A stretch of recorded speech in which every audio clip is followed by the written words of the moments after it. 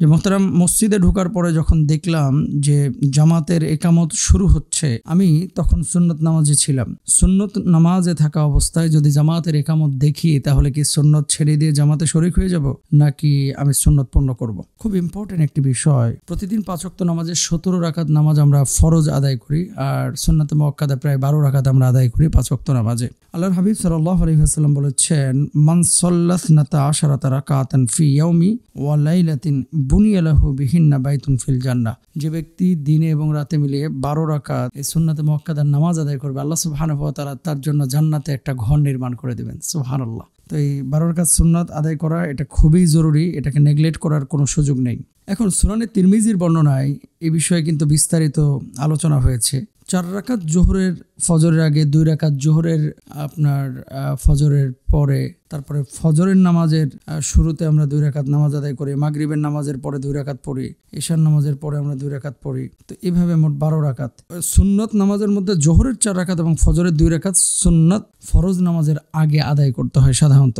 ঈশার নামাজের আগে যে 2 রাকাত আপনারা পড়েন, এটা তো নফল, এটা সুন্নাতে মুআক্কাদা না। ফজরের সুন্নত নামাজ আদায়ের সময় নামাজের যদি একামত শুরু হয়ে যায়, যেহেতু সূরা দীর্ঘ হয়, আপনি আজানের পরে একামত শুরু হয়ে গেলে ফজরের সুন্নত নামাজে যখন আপনি আদায় করবেন, তখন যদি একামত শুরু হয়ে যায়, আর যদি মনে করেন যে একামত হওয়ার পরে জামাত শুরু হলে সূরা ফাতিহা বা সূরা শুরু করলে আপনার সুন্নত শেষ হয়ে যাবে, তাহলে আপনি সুন্নত শেষ করে জামাতে শরীক হয়ে যান। আর যদি এমন সম্ভাবনা থাকে যে আপনি এমন সময় এসেছেন যে জামাতটাই মিস হয়ে যাচ্ছে, তাহলে আপনি সেক্ষেত্রে ফজরের জামাতটা আগে ধরবেন।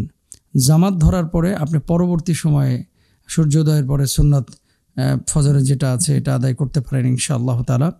তবে জামাত শুরু হয়ে গেলে অন্য নামাজ আদায় করতে রাসূল সাল্লাল্লাহু আলাইহি ওয়াসাল্লাম তিনি এভাবে আমল করেন নাই, বা সাহাবীরাও এমন আমল করেন নাই। কিন্তু এটা আপনাকে বুঝতে হবে কি, যে ধরেন আপনি সুন্নত নামাজে দাঁড়িয়েছেন, দাঁড়ানোর পরে জামাত শুরু হয়ে গেছে, আপনি 1 রাকাত বাকি আছে, তো 1 রাকাত আপনি তো ছোট সূরা দিয়ে শেষ করে ফেলতে পারেন, তাই না? তো এরকম যদি থাকে তাহলে আপনি শুরু করে দেবেন। কিন্তু 4 রাকাত বিশিষ্ট জোহরের নামাজ দেখলেন একামত দিচ্ছে মুয়াজ্জিন সাহেব, আর আপনি আইসা সুন্নত নামাজ শুরু করে দিলেন, তো আপনার 4 রাকাত পড়তে পড়তে তো ইমাম সাহেবের 4 রাকাত শেষ হয়ে যেতে পারে, তো জামাতটা মিস হবে।